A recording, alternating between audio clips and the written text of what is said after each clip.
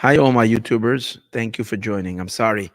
When I went on live. It was only on Facebook and not on YouTube, and now I'm hanging out on both. Ha.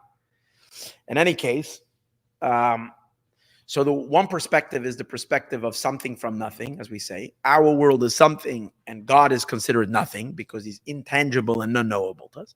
But that, but then there is another perspective, and what's the second perspective? The perspective is from above. God, what's God's perspective on reality? What do you think God's perspective on reality? Does God see the world as the real something and He is like, I don't know, maybe, like kind of a fluffy or no, to God it's the opposite. The Creator knows that He's the true something. He's reality. He's real. He's eternal. He's absolute. He's non-changing. He's forever. Nothing can ever destroy Him. He's indestructible. He is what really is. He is reality that always was and always will be. And He brings creation into existence. So to Him, the moment creation comes into existence, existence is fickle, temporary. It can't exist for 1 second if He doesn't continuously bring it into existence. So to Him, the creations are all one big nothing. So from God's perspective, He is the real something, and the worlds are nothing. So these are the two perspectives. The perspective from the creations are our reality is a reality that to us is real. God is called ayin. So we look at ourselves as yesh me ayin, something from nothing. The somethingness means what is considered more real to us. And the ayin is, it's not like we question whether He exists. We know He is, but it doesn't have that reality. From God's perspective, He knows that He's real. So He's the true something. The worlds are nothing. And who's right? Well, His perspective is truer than ours, but yet from the context of our existence, our reality is a very real reality too. That our existence is what's real to us, and He is nothing. Now we say that God incorporates both these realities. That means, what does that mean? That He knows and experiences His truth, that He is and the worlds are nothing, but in a way, He also contains within Himself and experiences our reality as well. In other words, it's not like He only knows His reality, and where He also adapts and knows the reality from the bottom up, that we are real and He's more nothing. In that sense, that's the simple meaning. Now we're going to learn deeper than that. That's the meaning that Kikeil Deos Hashem, that Hashem has both Deos. Shesh beis Deos. Echad Deo Yoine de Kametz Musa. One is the higher perspective, the one that's in front of God. How before Him all is not. That's one level. This means from something to nothing. That means He is the real something, and the process of creation is God is stepping away from absolute reality, and He's stepping into a nothing of an existence. All of creation, since it's created just from an emanation of Him, a little bit of light, a little bit of nothing, it doesn't really have any true reality like Him. So when God is creating, He's really making nothingness. That's His perspective. Vadaya Beis, and what's the second Daya? What's the second perspective? The way the worlds see it, the way time and space, the way the creatures, the perspective of angels, people, all of us, whoever is living within creation, which is all of us, we all see the world as a true reality, and God is above that reality. That God went from nothingness to something. What's something? Something that has color, something that has weight, something that has measure, something that has, right? The nothingness of God, what is it?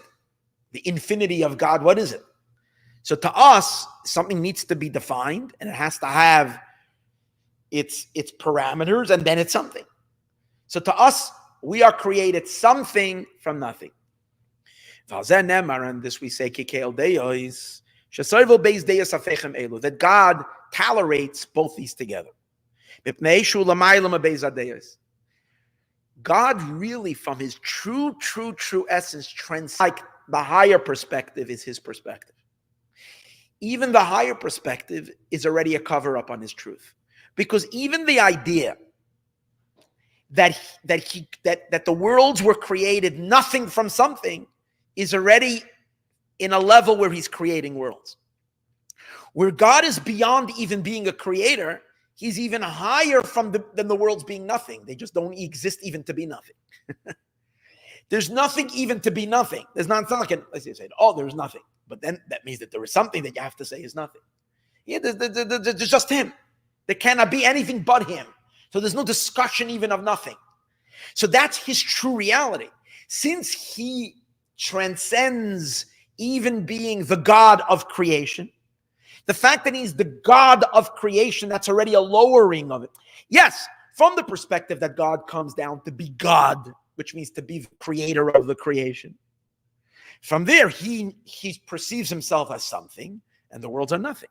But from beyond even being the God of creation, but being who he truly is, he's beyond that. And because he's beyond that, he therefore can swallow both these perspectives. In other words, the perspective of, and merge them together, the perspective of that he is the real something, and they're nothing, and the perspective from the creations that we are something, and God is the nothing. To him, they're both equal, and they're both one.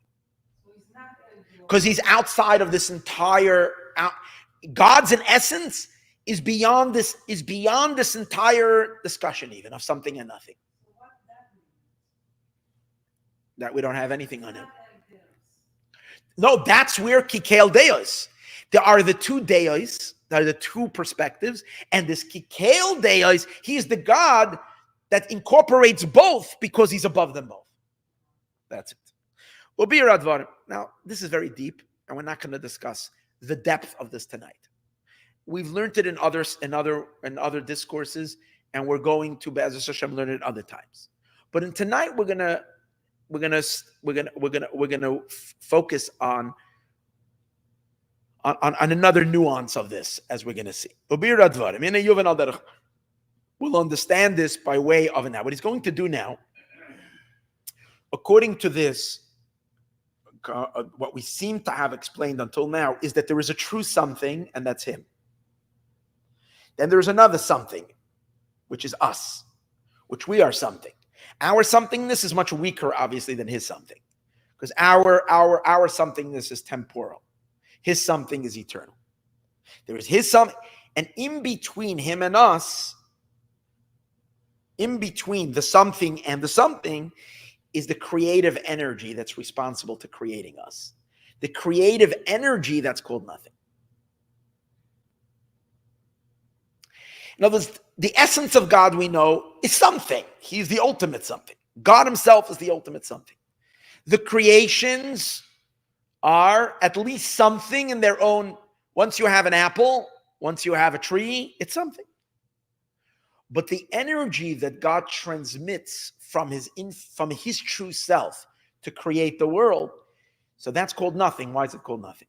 To us, it's nothing, because what's that energy? Energy is not anything until we see something concrete. Well, give me energy. What's energy? The force, the cosmic force. What is that? Nothing. So what we really need to see now is the godly force that creates creation, but is not creation yet. It's the force emanating creation to the creation that's called nothing. That's why we say the creation is made up of nothing. So that would be Or before it says so? No, that's the Or, Soviv Kalalman, Hamamala Kalalman, any type of energy that is emanating to create the worlds. That is the source of creation. To the creation, it's nothing. Meaning the creations cannot know that in a way that they can identify it as something.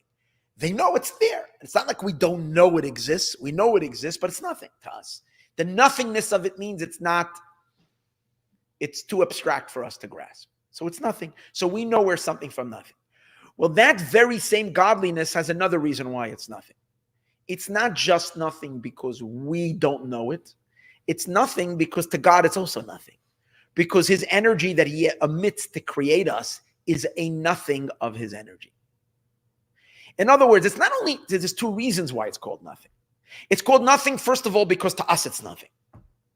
Because to us it's nothing because we can't define it. But to God, why is it nothing?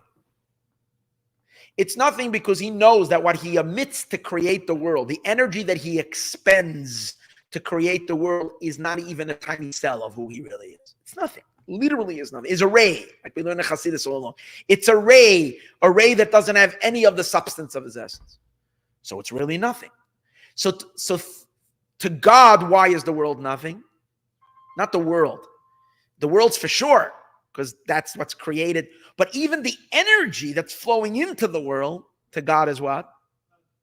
Is nothing, because the energy is nothing. So it's really nothing. So when God says it's nothing, when God looks at the world, at the entire creative life force and the world, it's when he says it's nothing, it's really nothing, right? When we say it's nothing, we can't say it's not nothing. If it is nothing, then we are nothing. If we take ourselves seriously, and my life and my reality and my entire existence is important to us, you better believe the life force that's creating it all. That's the power. If you pull the plug, there's nothing. So it's not nothing in the sense that it's nothing. It's nothing. Why? Because we have no grasp in it. Meaning it's too high for it to be something. So when we're saying on it nothing, it has a complete different meaning than when God is looking at it the nothing. When God is looking at the nothing, he sees that the energy that is the cosmic energy is truly nothing in the sense that it's zero. When we say it's nothing, it's everything, but it's nothing because we can't define it and we don't have a grasp on it. So now there's two interpretations. According to this, there's two interpretations of why between the something and the something. Who's this first something? The first something is God. The second something is a stone and us. And between the two, there is a nothing. There is nothing between us and God from our perspective, because the energy is unknown to us and ungrasped by us, so it's nothing. From God's perspective, that very same energy is also called nothing. He certifies that it's nothing. In other words, he's not insulted that we're calling him nothing, because he knows that the him that's creating us really is nothing. Because you're right, it's nothing, but not for the reason that we're saying it. For the reason that he knows it, that it's really nothing, because he's not emitting anything to create us. It's literally, from his perspective, the infinite cosmic energy is absolutely nothing. Okay? So according to this, we have two interpretations of the nothing. Two complete meanings. But now we're going to learn that it's not that we're labeling the same thing with two explanations of why it's nothing. We're actually talking about two energies, two levels of energy. It's not just, it's more than just two perspectives on the nothingness of the energy. This is what we just introduced. Two perspectives on the nothingness of the energy. Now we're going to say that actually, when God looks at the world and at the energy flow to the creation, and he says it's nothing, that energy that he's talking about and says it's nothing is much higher than the energy that we're calling nothing. Understand? Which means like this: when we're looking up and looking at the infinite nothingness, we are identifying a nothing, but that nothing is a much lower nothing than the energy that God is looking down at and God is calling nothing. His nothing is infinitely higher, more powerful than our nothing. They're both nothing. What he is nothing in What would be the word? No. What he is nothing in it, ingot. What God is nothing in ingot of the nothingness is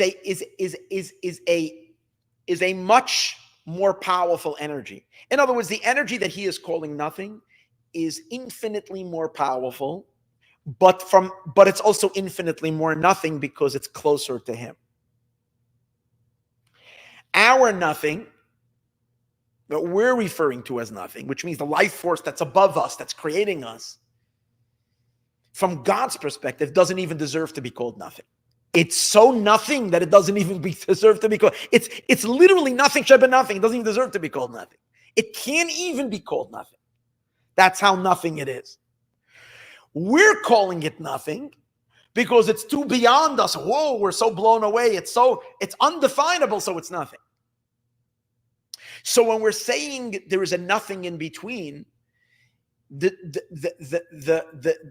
have to differentiate that this nothingness that's sandwiched in between there's a higher half of that nothingness, which is far brighter and infinitely more powerful, but also more nothing because it's closer to him, and he cancels it with a much greater cancellation. It's literally nothing.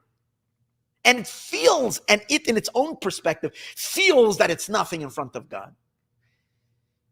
It's like the most powerful energy that the worlds can never tolerate, but because it's so close to source, it has no sense of self at all, so much so that it is utterly not before God, but completely not.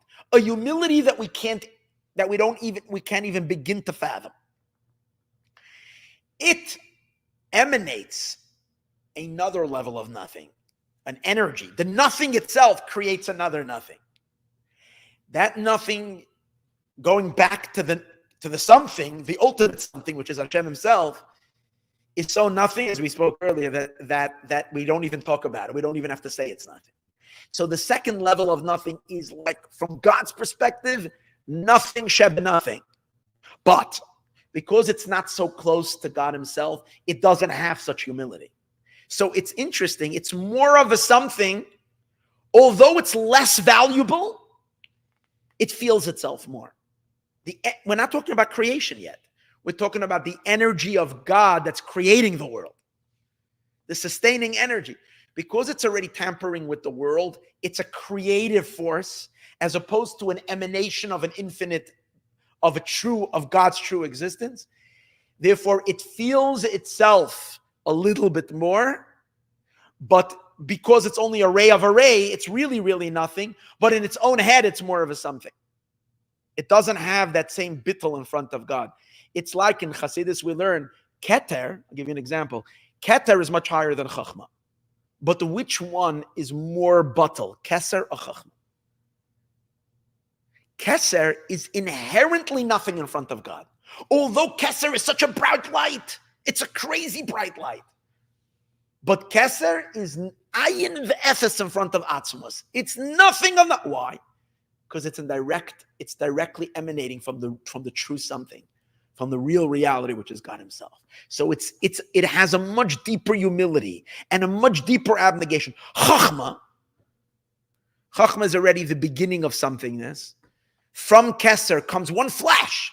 That's what Chachma is. Chachma is a flash. The flash that's going to become the energy of the entire cosmos. Chachma is still considered ayin. It's still considered nothing. But Chachma is considered dense and thick and something compared to Keser. Keser looks at Chachma and says, such a balgaiva? Is this Chachma? Koyachma, the power of what? The power of multiplication. You're so aware that you're not. Ooh. The Keser can't look at Chachma. Chachma is too thick and dense for Keser. It's like, you know what I'm saying? So but to us, we don't know Keser. What do we know? We know Chachma energy. Chachma we can know because Chachma is the beginning of our existence. But what do we call Chachma? And all the energies coming from Chachma, we call them nothing because they're still higher than the something of creation. So what's really happening is like this. God is emanating light, which is nothing. That nothing produces a lower nothing. And the lower nothing produces the biggest nothing of everything, and that is us. And yet, we are back against something. So what we have over here is something, nothing, nothing, and something. If I haven't confused you yet enough tonight, we have the ultimate something, which is God. We have the something of creation. In between them, we have a sandwich of two nothings. A nothing, which is a nothing, the nothingness emanating from the true something, and the nothingness preceding the fake something. Both are nothing, but two levels of nothing. The lower nothing is called nothing because we identify it as nothing. Why do we identify it as nothing? Because it's not yet green, yellow, purple. It doesn't have weight yet. It doesn't have specifications yet. You can't say if it's not wood, it's not stone, it's energy. So it's nothing. It has no definitions. It's divine energy. It's divinity. It has no specification. We call it nothing. But that nothing is, from our perspective, there's a much higher nothing. There's the infinite light that emanates from God, and that's the real nothing. That's coming from God's true substance of who he is. He's emanating that light, and that's nothing because to God, he looks at that as a force that's absolutely zero nothing. And in front of him, that's a much higher level of nothing. So the order that we're talking about over here is yesh, ayin, yesh. What he's going to do now is going to give 4 examples from the physical world of how things evolve with this in this state. And he's going to start with a spring. Since this is a Mayan over here, Mayan Yisrael, we're going to discuss the entire water irrigation system. How water comes out from beneath the ground. It goes through these 4 stages. And very briefly, so we can read it very fast. When you're looking when you're walking somewhere in the forest, now it's springtime, you get a chance to get out a little hiking, go to the Sierra Nevadas if you can. You'll see the most incredible rivers, especially now with the snow melts. Most beautiful. These rivers are ferociously powerful. You see rafters and canoers who go in them, but like they go in the places where it's a little bit more tame. Then there are places that the rivers are churning with such ferociousness, with such power. And a river is a roaring river. It makes a lot of noise. It announces its presence very loud. Now, where do rivers come from? They come from snowmelt, but the snowmelt increases the river, doesn't create the river. What really creates all rivers are springs. From beneath the earth, there's a spring. Now there might be a bunch of little springs that produce, and when you see a little spring, you see like a little bubbling water from the ground. It's so small. I mean, when I say small, it's so little water that's popping out. It's like we wouldn't pay attention. It's nice, crisp, the most delicious water. As a spring, if you ever came to a place where there's a spring coming, bubbling from the ground, it literally drops. Mamish drops. But these little springs, there's a bunch of them, like little sprinklers from beneath the ground. They moves into a river as the ground slopes or whatever. These springs all feed in, and suddenly this little stream becomes a stream, and the stream becomes a river, meets with other streams together with the snow melt, and you have a powerful, mighty river. So the river is called yesh. It's something. It makes noise. It catches your attention. You can't miss it. The spring is called ayin, nothing. Why? Although the spring produces the river, but the spring doesn't draw attention to itself. And it's possible for someone to pass by the spring and not even and dismiss the spring as if it's the most insignificant thing. If you don't know a little bit more about how the water movement works, you can completely think that we can stuff up all the springs. Who cares about that? As long as you have the rivers. But if the springs clog up, there's no river. That's why a lot of times in halacha, they talk about a river and what happens if yavash hamayon, if the mayon became dried out. Almost happened tonight, but I almost didn't give a class. The spring almost like I was too tired. I said, you see, it was lucky that we kept the spring water going over here. A spring could be dismissed. It's just a spring. But the spring feeds the river. You got the river, the spring. Spring is just a little bit. It's ayin, it's nothing. Now, but where does the spring come from? The spring comes from underground veins where water is bubbling up. And where is the water bubbling up from? From deep, deep, deep. There's subterranean waters. There's deep, deep under the ground. There is, I don't know if you call them lakes or what you would call them, beneath the ground, where there is where there's big, big bodies of water. We think there's only water on top of the ocean. There's a lot of water underneath the ground. It's called the tahom. That's why when you dig deep, deep, deep, you're always going to get to water, because there is a water beneath the ground. Now that magnificent pool of water that's under the ground, which is the source of all the springs, can we call that nothing? If we were to drill a hole and send people down, and you would suddenly come into these huge caverns, I don't know what it looks like, because I should have done some. Maybe I'm going to do, you know what? I'll do some research after we finish the class. I'm going to go, but the meit tahom, I know in Hebrew, but I want to know in English, in the world of science, what do they refer to these deep, deep, deep, deep waters that are deep, not in the springs, even deeper than the springs, where all the springs are feeding off. Where are they coming from? So that's called the tahom.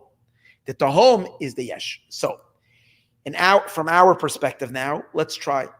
The underground water would be an example for God himself, because that's the source. We're calling that the source. And on that, we can't say is nothing. Why can't we say it's nothing? Because it's the real source of everything. The springs, the little spring that are protruding above the ground, since they're just tiny little veins, what happens is from this water comes up the water channels, and they splinter off. I would say they would be like, I'm making this all up, but based on the mimer, it seems like this. Again, I didn't do research into it, but it would seem like there's these water channels which become like trees, and they become like little branches. Imagine like a tree of water beneath the ground, which would mean a pipeline of water. But just like a tree evolves into little twigs, and then first into big main parts of the tree, and the tree goes into little branches, and the branches go into twigs, and finally from the twigs comes smaller twigs, and from the small twigs come the leaves.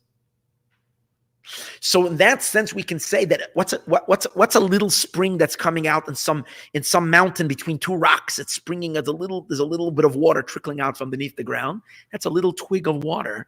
It's a little vein, a little tiny vein of water that's coming up. That's called nothing.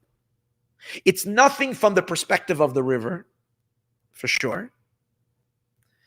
Why? Because to the river, the river is a big, powerful river. What's that? That's nothing. But it's also nothing from the perspective of the source of where that water is coming. Over there, it's a whole ocean of water, and here it's a tiny bit of water. So it's nothing from the top and nothing from below. So you have now a what? You have a yesh, which is the river. You have a yesh, which is the tahom, the real something. And in between that, you have nothing. Now let's do the surgery and discover how there's really two nothings in this. Why? Because the entire now again, I'm not sure the science how this works, but from the subterranean water, do you think that most of that subterranean water is being drained into the veins?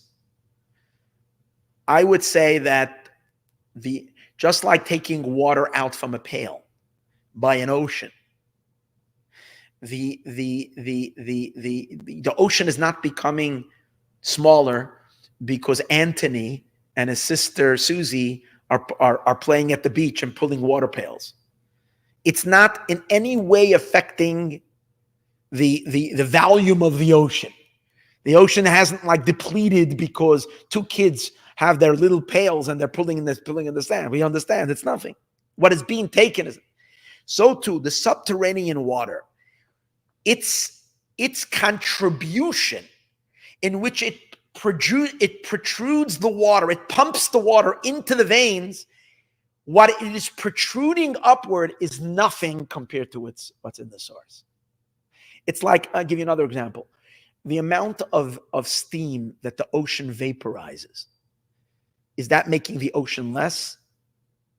Actually, they're because of the environmentalists are talking about that it is impacting the ocean, but it's impacting. If it is impacting the ocean, and I'm not a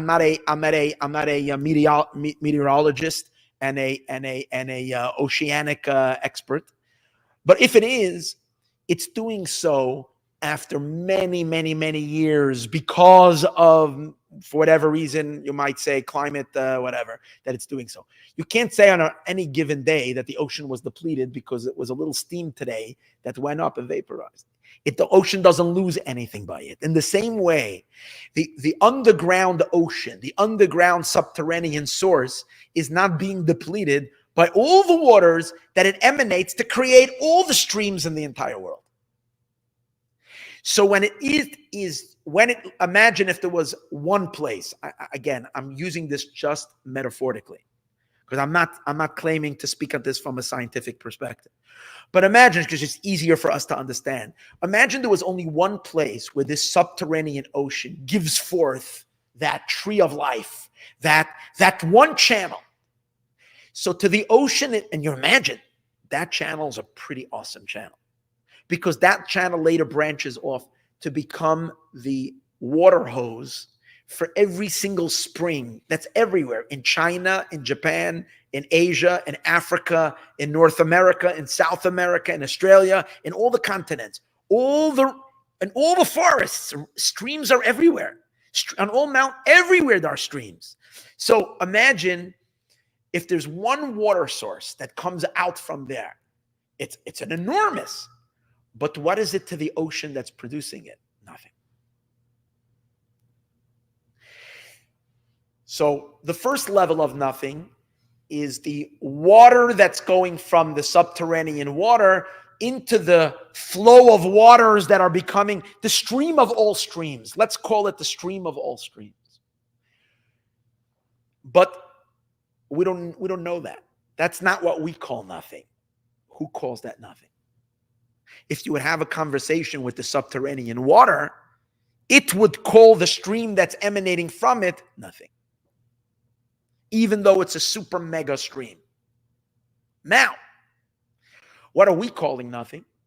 I don't know what's going on with that stream. It's deep, deep, deep, deep, deep, somewhere in the middle of the earth. I have no idea where that is. What I do know is when I'm hiking in the forest and I see a huge river, so I can do some research and find out what's the river source. Where does the river start? And imagine we go all the way down to the beginning of the river. We'll find a couple of streams that are on some mountain. Small little drops of water that are coming out of the ground. They look like nothing. We say that's nothing. That's feeding the river. See, those little tiny twigs of what, using the term twigs over here, that tiny little sprinkler that's coming up from the ground. It's like a little hose sprinkling, giving little bits of water out from the thing. That's nothing. That's also nothing. That's the nothing that we're seeing as nothing. So there's two nothings over here. There is the nothing of the river, which are the streams that are feeding it. And then there is the deep, deep, deep, deep, deep nothing, the nothing of the subterranean water, which that is also nothing. But we can understand that nothing is so much more greater than all these. First of all, when we say first in terms of value, in terms of importance, which one is more important? The twig, little bit of stream of water, the sprinkler at the top, or the big, big channel that if God forbid that would shut down, then the world would not have any moisture at all. It would be basically the earth would not be able to produce any food. It would be just, you realize there's moisture and wetness, not just from rainwater, from underground water that is moisturizing things from below. Without that, everybody would starve to death. There wouldn't be anything, God forbid. So that main water pipe, if you call it, is a very, very important thing. And way, way more than the individual twigs or the individual pipelines. However, which one is more nothing? The streams are nothing compared to a finite river. The streams closer to the top, they're nothing, but they're nothing close to that. They're very small, but they're nothing compared to something that's also small. Because no matter how big the river is, even if it runs 200 miles, it's still a limited water. The water pipe that's stuck into the subterranean source, imagine that source being called an infinite source of water. It's not infinite because everything in this world is finite. But imagine it being almost like the ocean, almost like the Atlantic. That's an infinite, that's not a river. So the water that's being nothinged, what's being nothinged into nothingness because of its relationship, because it's at the river mouth, where that underground river is coming in, where that first spring, the spring of all springs, is coming from the place that's the vastness of the subterranean water. That's a much bigger nothing. That's what he's using. So what you have over here is something, nothing, nothing, and something. Got it? We comprendo? Okay, let's read it inside. So let's read it over here. Ubir advarim, an explanation of the matter. In a Yoveu derech mashal gashmi, we'll understand this from a physical example. Min hatahoim, from the subterranean waters. Shulamatim min haaretz, that comes from beneath the ground. Umimenu neveya, and from it flows derech gidei haaretz, through the veins of the earth. It's so beautiful. The earth too has veins, just like a human body has veins. The earth, and with flowing blood, there's the waterways beneath the earth. Mayonois rabois, and through these gidim, through these veins, come out many springs. How many? Millions of them across the entire world, across the entire surface of the earth. There's millions of springs. And like we call them, what are they called? They're called the springs of the great Tahom. Like it says by the Mabel, by the flood, it says God opened up the Mayonos. God opened up the sprinkler system from Tahom Rabbah, from the great Tahom. Because the earth is filled with holes. The earth is not so dense that we think it is. There's a lot of hollows where water flows. Begidim Rabbim, with many veins. And the waters of the Tahom is the deep subterranean waters, becomes contracted, laver, to pass, derech tzimtzum agidim, through the narrow passageways of these veins, haktsarim sheba'aretz, that are short, that are in the earth. There are these short veins that go beneath the earth, where when I say short, we mean compared to the vastness of the ocean of water that's beneath the earth, it's considered narrow paths. And from the Mayanos, and from these springs that come from the earth,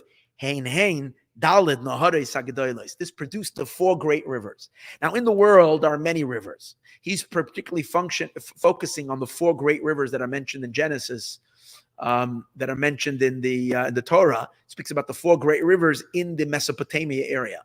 The Euphrates River, the Tigris River, the Nile River, and there's one more. What was the other one? The Chideka, I forgot already. Any case, Shenem Shachem, and all these 4 rivers come in Mayanos Tahom. They come from these springs, coming from the Tahom, coming from the deep underground, Kiyadua. The Nimtzakan comes out over here. Yesh Gimel Madregos. There's 3 levels. Ha'echad b'chinas mei Tahom atzmon. Number 1, the first level, is the underground subterranean water. We can't say that's nothing. That's what?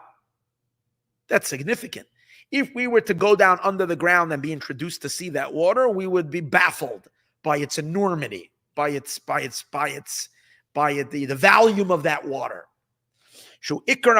This is the main source. From there it's flowing and drawn into the veins of the earth. Ma'at miza'er. Now, how much of it is it giving out into the veins? Puny, tiny bit, compared to what it has for itself. The koloch hashiv mamish, whatever it's passing on at that very underground first protrusion, at that fountain, let's call it the fountainhead, the spring that moves outward, compared to what's left over in the ocean, is like a little boy filling the ocean from a pail. It's nothing. Legaba makar hatahoim atzmai, and compared to the tahom itself. But the second level, and the second one are these springs, which are underneath the ground, because we don't see them. And what do we see if we do see? What's our evidence? We see the bubbling at the top, little bubbles in the forest. A little. It looks, and it's so small. It's probably quite a lot coming through the vein, but on the top it looks like it's just a few bubbles coming out, a little bit of water bubbling. So because it's covered from our vision, those are those springs, and that's behelim, that's concealed. Vagimel. So obviously the Tahom, the deep waters, is concealed of concealed.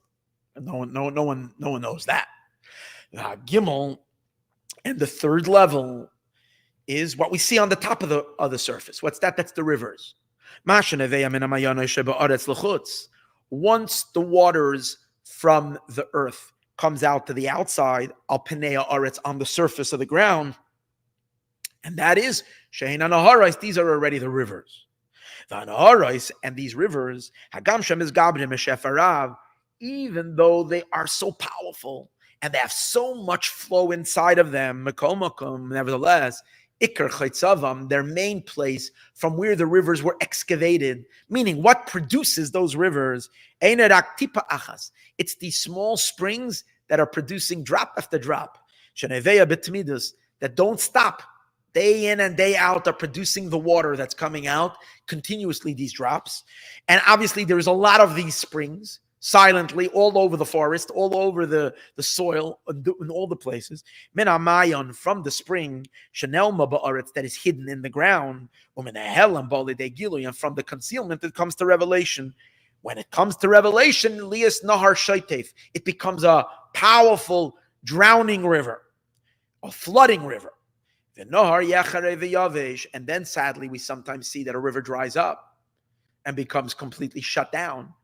A river that has once been. Why is that? If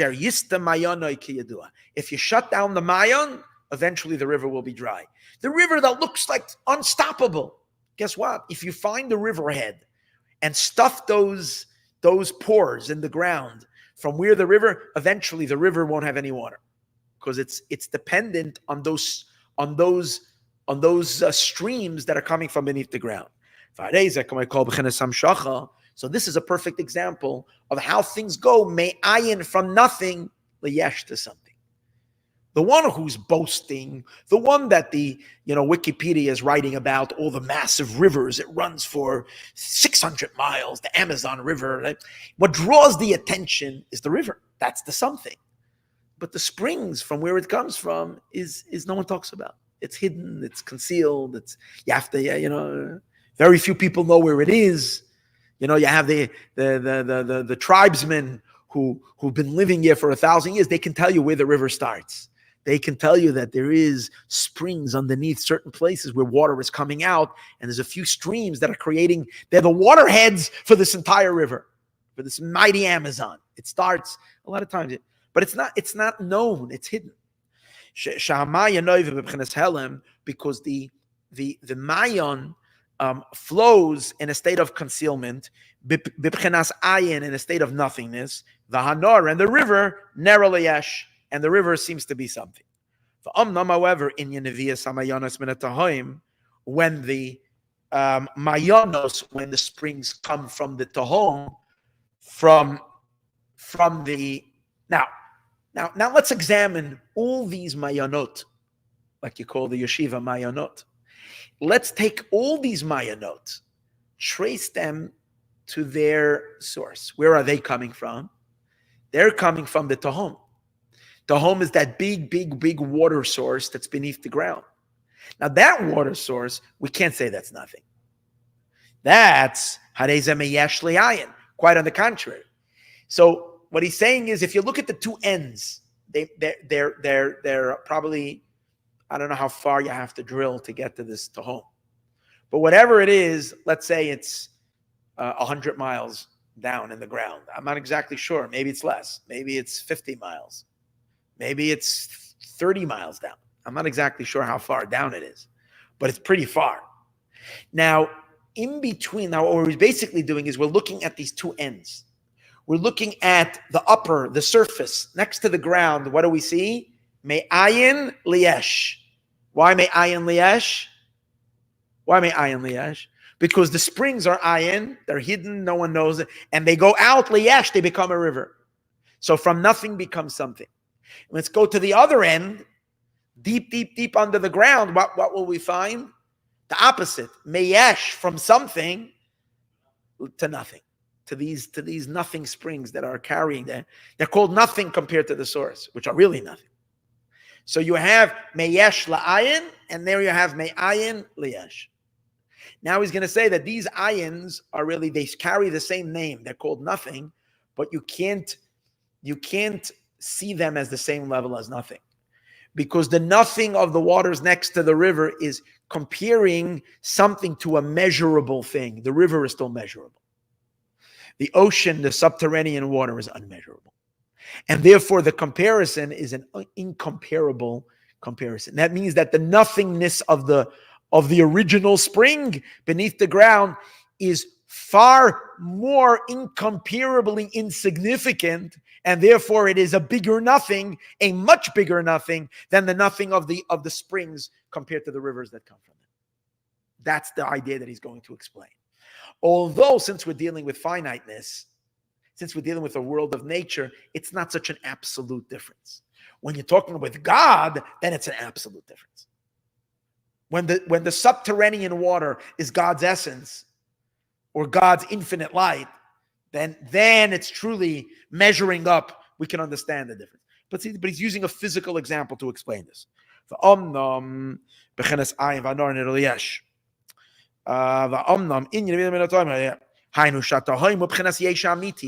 subterranean water, that's the real yesh, that's the real something. And that's from it comes into the veins of the earth. That which is coming from the veins of the earth is considered really nothing. And compared to the tahom itself, to the keniskliel. The imkem vadai, definitely. You cannot compare the nothingness of the nothingness that's close to the surface. That's only that we call it nothing because when we're looking at the river, we're seeing the river as something. But since the something that we're comparing it to is only a river of a few hundred miles, or maybe less, some rivers are smaller, and it's not. So it's like comparing, something small to something much bigger. But they still have some kind of a comparison. Why?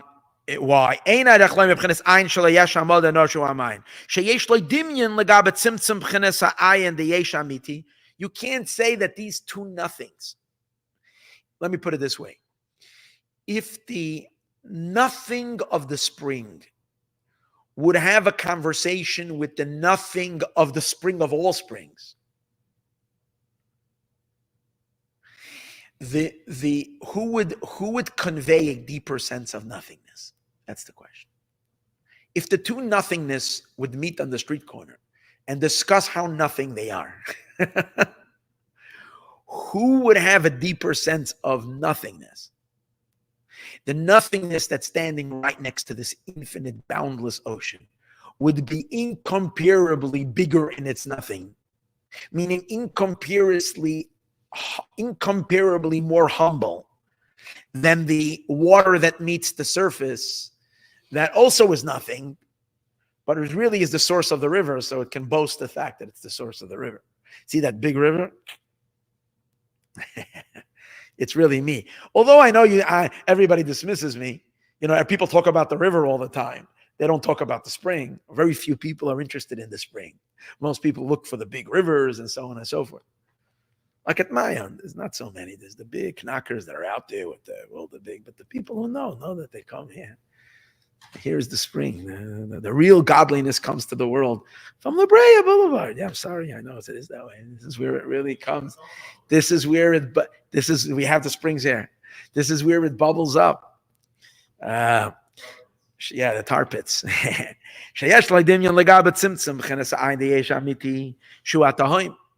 Which, now you would think they're both nothing, so they both have a comparison. He says, "Shemezem makar kol hamayana sheba'aretz b'li." That's such an enormous spring deep beneath the ground, which from there come all the springs in the entire world. It's the spring of all springs. Shahagam de koloch hashiv legaba atahoim atzmai.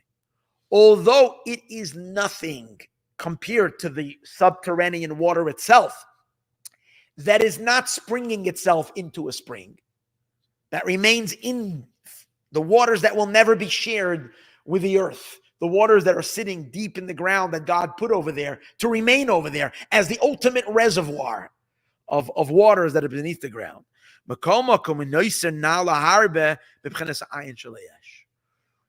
This big spring, although it's nothing compared to the Tahom, is far greater than the small little twig springs that is an individual spring for an individual river.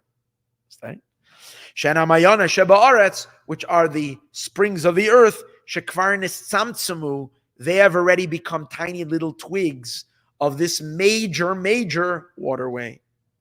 And even though they are called nothing compared to the rivers, he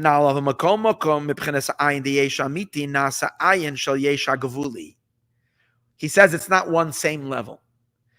The nothing of the true something, from it produces the nothing of the limited something. There are two somethings. There is the true something, then there is the limited something, and it's connected with a nothing, but that nothing itself has two parts.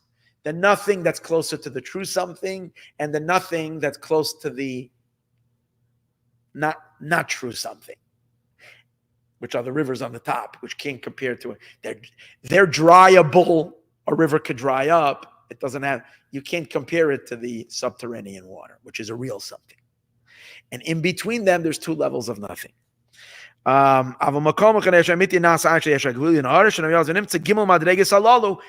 three levels that we earlier wanted to say, what did we want to say? That there's only three levels: something, nothing, and something. He's now doing a surgery and he's dividing the nothing into two levels of nothing. Even though in general, there's only three levels: yesh, v'ayin, v'yesh, something, nothing, and something. Dahainu yesh amiti, the true yesh, the true something. Va'ayin shaloi, and it's nothing. Shu ayin shaloi yesh gvuli, which this nothing is really the nothing of the limited something. If you really analyze it, daladheim, it's four. There's two levels in nothingness. Mishim da'ayin de'yesha amiti, the nothing of the true something, harei ulamayla harbe, is far higher ma'ayin de'yesha gvuli than the nothing of the limited something, keniskalia.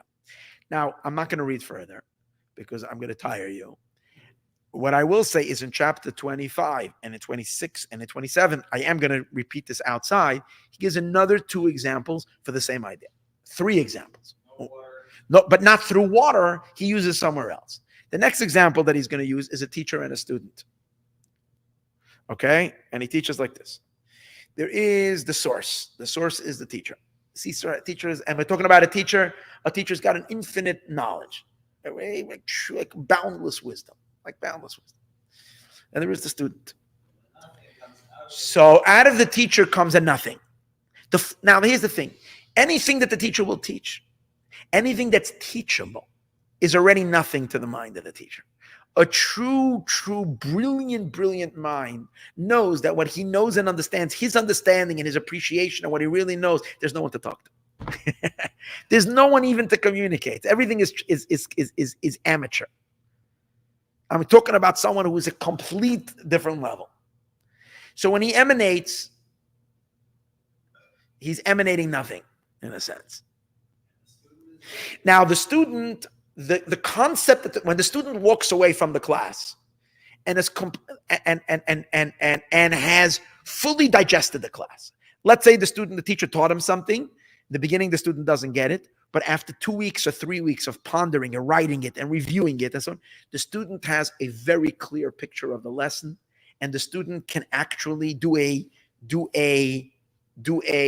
presentation to his own students and really give over this scientific breakthrough, and the scientists can have a whole class.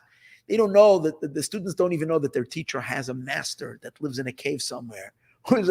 And the teacher goes to this brilliant teacher of theirs has a teacher who's like hidden from everybody, who he goes to and he receives who drops an idea once in 70 years. Imagine that. And the scientist afterwards goes, he develops it, and now that's called something, because the teacher has got something. Once the student who's now maybe even a teacher, but has that some concrete developed idea, that's something. Okay? Now, but that's something compared to the teacher's brilliant, infinite knowledge, right? Imagine if you have one subject in Torah that you know crisp and well. Let's say you take the laws of Shabbos, the laws of Muktzah, and you know all the laws of Muktzah, what you're allowed to move on Shabbos, and you know it inside, outside, upside down. You really spend your entire life learning the laws of Muktzah. So you think, I'm not Talmud Chacham. I know the laws of Muktzah. I know it. Once or another. And then you meet Moshe Rabbeinu, who's the source of the entire Torah, or Rabbi Akiva, who Moshe Rabbeinu said the Torah should have been given to him, who has got an infinite knowledge of mysticism, Kabbalah, and halacha of every angle of Torah, and knows every part of Torah inside out. You happen to have learned one little seed of it. So Rabbi Akiva, and then Moshe would be the Yesh, Hamiti, the real source of knowledge. The student who's got the fixed knowledge is also Yesh. It's a definable, measurable, particularized teaching. What's there in between? There's two levels of nothing. Why is the two levels of nothing? Because first of all, what the teacher taught is garnished, is nothing to the teacher. Now, when the student sits down by the teacher the first day of the class, when the teacher starts emitting the knowledge, the student is bewildered by all this energy that's coming forth. Nothing goes into the student's head. So the student, before the student can actually crystallize what the teacher said, their mind is still swimming in nothingness. But it's nothing. What the student is now trying to apprehend is still beyond the student's head. So to the student, that's nothing. The student has nothing. So this, and when does it become something to the student?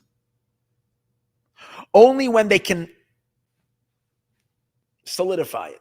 But you realize that once they solidify the idea, whenever you're solidifying something into words, into definitions, you're probably losing quite a lot of that energy that you kind of leave out. Because you realize, if I give a class over here and there's 7 students, everyone will walk out and see and understand it a little slightly different. So, and it could be that coming from the teacher, all these different teachings, all these different perspectives were really there in the teaching of the teacher, but the students, each one took it in accordance to what they could understand, not more than that. So by solidifying it, you're actually losing. By making it into a concrete something, you're actually losing a lot of that energy. But you know what? That's the only way you have something. You have to be able to put it into your own words. You have to be able to give it your own concrete examples, and so on and so forth. But the student prior to that stage, when the words of the teacher, before it becomes the student's interpretation, when it's still the words of the teacher, it's a big nothing to the student. If you stop the student in the middle of the class and say, "So tell me, what did you hear?" They'll say, "I don't know. I have no idea. I don't know." It's especially if it's a brand new concept. It's completely a whole new breakthrough. Till you even begin to get it, the student is just sitting there hearing words. It's flooding. It's like water over. It's like a faucet pouring on their head without them even. They know there's information there, but they're lost. And it could be they'll show up to the class for 10 days until finally they'll say, I got it. That's when it's becoming something. But first it's nothing. But here's an idea. Is the student's nothing the same nothing that the teacher? He's going to say there's two nothings. Because to the teacher, the entire flood of knowledge that they're even projecting to any student, the entire flood, all their lessons that the teacher gives, everything they will teach is nothing to the teacher. And that's a much higher nothing than the nothing the student is getting. The student is encountering the nothing of that particular idea that the teacher is teaching. It's that one particular lesson. That's the nothing of the student. The teacher sees his entire academic career as a professor and as a teacher as a nothing to his true knowledge that he can't share to anybody. So there is a so what to the student is nothing is a much inferior nothing than what to the teacher is nothing, because the teacher knows that all the lessons that they prepare is all nothing. Compared, I'm talking about when it's a teacher that knows, a teacher whose knowledge is really superior, really on a different level. So that's another example of something, the something of the student, and the two levels of nothing between them. And he says that it actually plays a role, because when the teacher leaves the room and the student is just contemplating the idea the teacher is teaching them, that the teacher taught, the teacher gave a lesson, the student is now sitting alone in their room and reviewing and rehearsing the class they heard from the teacher. The teacher is not present. The student is humbled. Why are they humbled? They're humbled by the idea. The idea is bigger than their head. They're like, wow, I just don't get this, but I know it is so deep. So they're humbled by the nothing, by what's above them. But it's a limited humility, because they know that that today, tomorrow, a day or two, this happened many times. I was bewildered. I was lost by a magnificent idea. But after 2 to 3 days of chewing at it and really, really, really investing my brain, I got it. I've gotten it. So I know for sure I'm going to get this as well. So they feel small now and insignificant compared to this new rich idea, but it's not an absolute insignificance. But when the student sits in front of the teacher himself, so then they're not comparing themselves. They're not comparing their knowledge, right? They're not comparing their knowledge that they have now compared to the knowledge that's awaiting for them tomorrow, the nothingness of the idea, right? They are looking at the source itself, at the teacher itself, and they understand that what the teacher is teaching them is, right? It's like the difference between being humbled by a sikha. You learned one sikha and you're humbled by it. It's a mind-blowing sikha. Or by standing in front of the Rebbe himself. It's like you're standing in front of a place that's the source of all these sikhs. And whatever is being given in sikhs is nothing to the godliness that the man is connected to. That nothing, whatever he will share is just a tiny little flow of what he's able to transmit, of where a Rebbe really is. He's in Atzilus, he's beyond Atzilus. Who knows where he is? He's speaking from a tiny little. So when you're in front of the Rebbe, your bittul is so much greater than when you're just being bittul to the mimer. You can be bottled to the mimer, or you can be mottled to the one who is the. And these are these two levels of ayin, two levels of nothingness. That's the second example. The third example is similar to the one with the water, goes back to be a physical example, is he speaks about the power of vegetation that's in the earth. vegetation. God gave a power of vegetation to the earth. The essential power of vegetation that's in the earth can make cauliflower, carrots, strawberries, raspberries, peanuts, potatoes, squash, avocados, wheat, thorns, tulips, roses, violets. I don't know what. My wife came home today with a very excited. She bought herself flowers. She says, I always buy myself flowers. I said, yeah, she's not going to wait for me to get her the flowers. And if I'll get her the flowers, she might not like the flowers I'm getting her.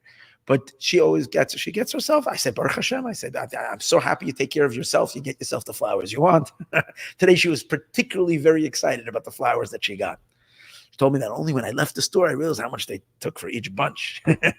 I said, you deserve it. Take the flowers. It was the most amazing purple. What was it? It was a purple. I never saw her so excited about flowers. It was purple. I didn't even see. I forgot already what they are. It wasn't lilies. They were very nice flowers. They were something. So the what was that? I just upset what they are. She gave it to smell, and since Corona, my sense of smell has been weakened. Although when I was hiking the other day, I had the sense that I'm walking through, and there's herbs that are there, and I started grabbing plucking some of the leaves on the trail. Now in California, if you're walking, everything is growing. It was delicious. We had rosemary. I found a few different scents. Those were pretty strong. The flowers she gave me to smell today, I didn't get the whiff. I made a blessing and then I didn't smell it. I was smelling the nothing. There you go. But what do you see? So every type, go to a botanical garden, cactus, and every type of millions of plants and different fruits. And I mean, how many different types of vegetation are there? And it's all, so there is this power to vegetate that God put in the ground. That's a simple power. Then there is a particular plant. Now, the power of vegetation that's in the ground, the earth has a power. The general power to grow things. To us, it's all nothing. Until I don't have a plump avocado in front of my hand, until I'm not sitting there with a juicy apple or a very tangy tangerine or a refreshing watermelon. Speak to a person about the abstract power of growth. People live their entire lives and never thought about it once. They can be gourmet cooks and they can deal with all the various different things and maybe never thought of the soil, of the power that's in the earth that's producing this all. Because it's nothing. Why is that? Because give me a coconut, give me spinach, give me something. The tzomeach has to become a plant that has to materialize into something. So there is a yesh. The yesh is a carrot. The yesh that we see is a carrot, a potato, wheat, barley, you name it. A nut, a peanut, a walnut, whatever it is, that's something. Then there is the essential power of vegetation. Although most people, it's nothing. Anybody that would think even just a tiny bit that when God said that I'm creating an earth that can grow food, and he put that power to produce something from nothing from the earth, you can't say that power is nothing. That power is the ultimate something. I'm talking about the power before it became specified to be lettuce or tomato or jalapeno or sugarcane. Before it became anything, it's just the power of growth that's there. It's a simple, infinite power with endless possibilities. And then there is the final product. But then there is, when you take a seed, what kind of seed? Let's take any seed. Give me a seed. A seed of what? A lemon. You take a lemon seed and you put it in the ground. You are basically announcing, you're calling to the power of vegetation in the earth, and you're saying, give me lemon. Shoot me some lemon vibes. Give me a sour face. Give me some of your sourness. And the earth complies. If you're putting in a lemon seed, it's not going to give you a what are these very sweet fruits that they have in it's so sweet. They have them in when I was in Costa Rica, you have them all over. They have like a lot of hair on it, and you open it up, and it's what? Lychees. It's not giving you lychee. Yeah. It's not giving. Okay, whatever it is, it has this hair on the top, and when you open it, it's like very sweet. So it's not whatever. It's not going to give you lychee. It's giving you. You're putting in a seed of this.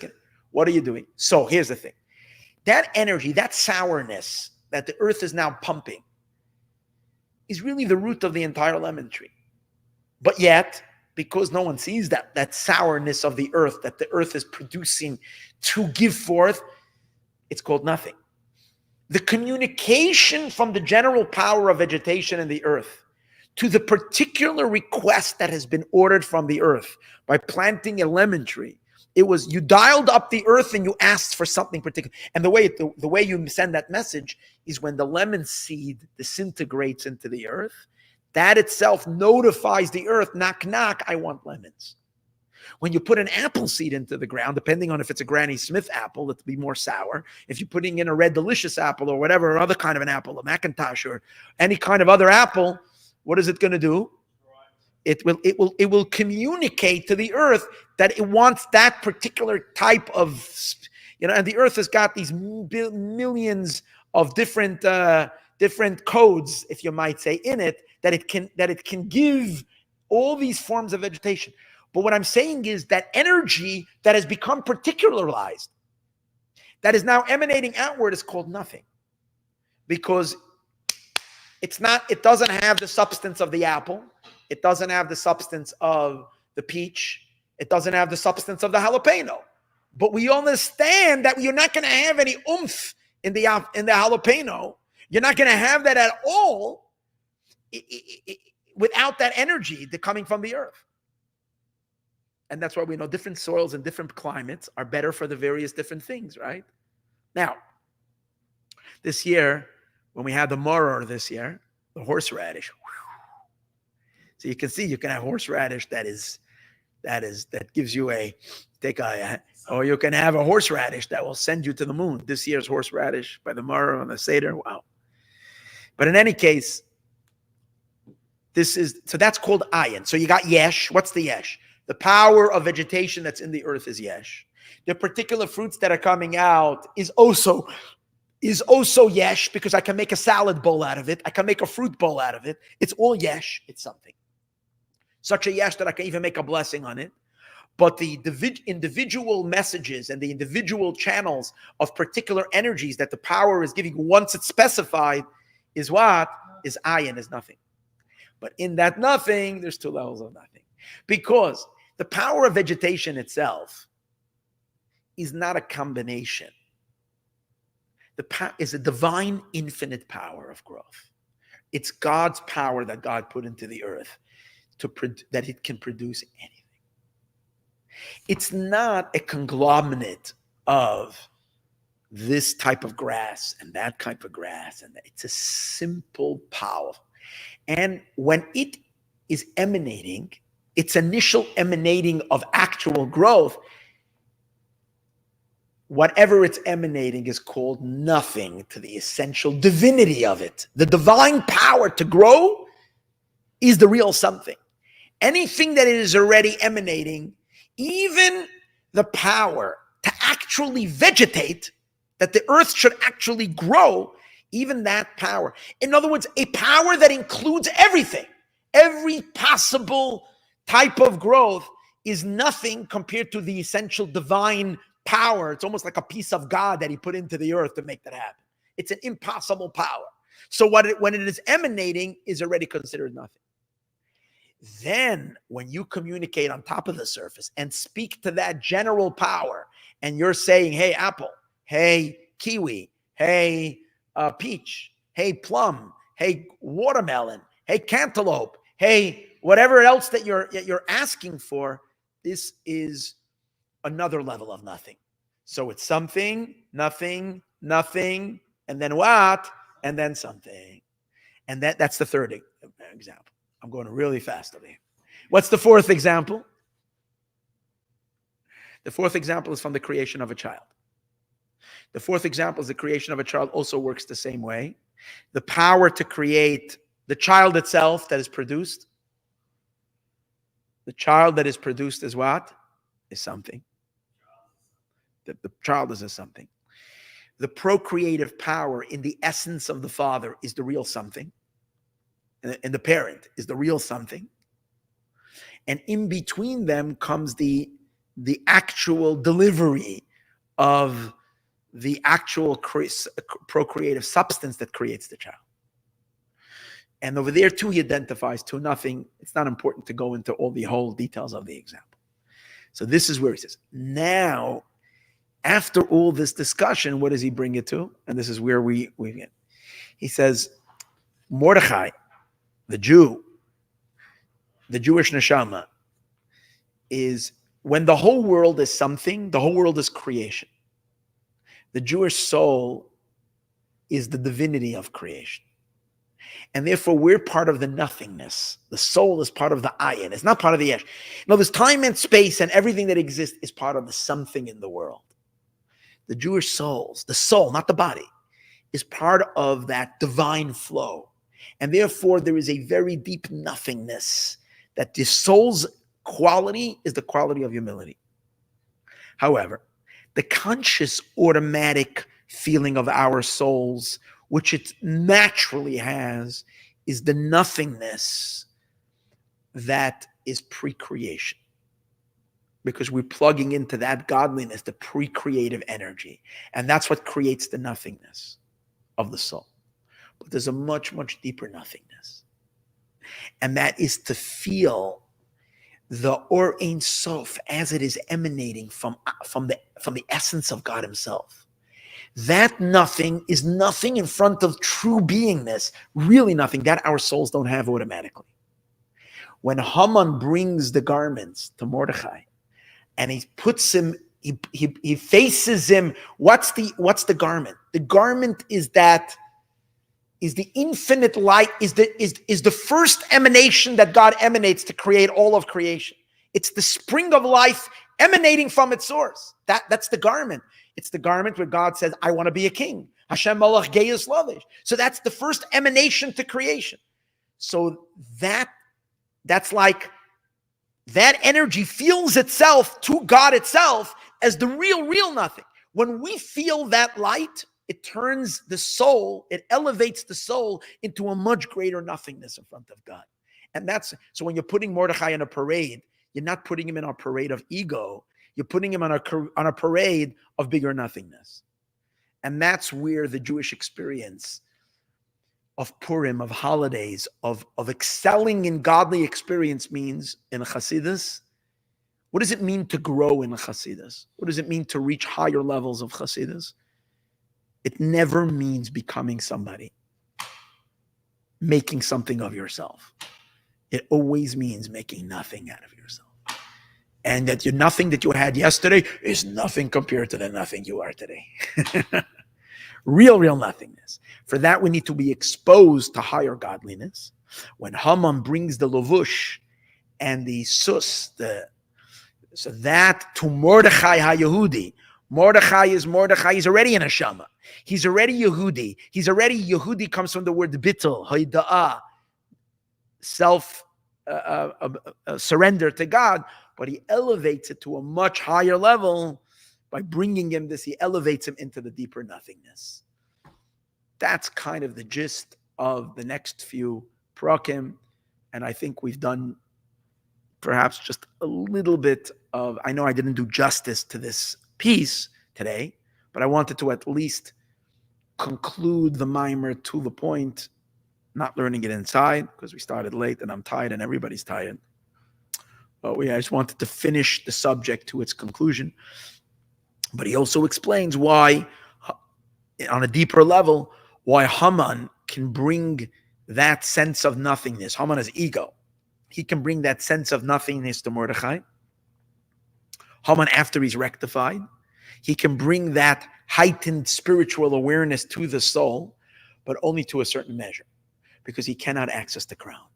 The crown is accessed from the innate Jewishness of the Jewish soul, not through the Haman integration, but that's too much, too surgical for the discussion tonight. We will leave it over here, and I think this will wrap it up for this whole Purim mimer. And if you didn't understand, that's great, because you see it's all led up to what? To feeling really. If you want to know what we gained, for those who listened and were with me for 6 classes, each class about 2 hours, some of them 3 hours, we found out that we really are nothing. What an accomplishment. Yes, we got something from it. Yes.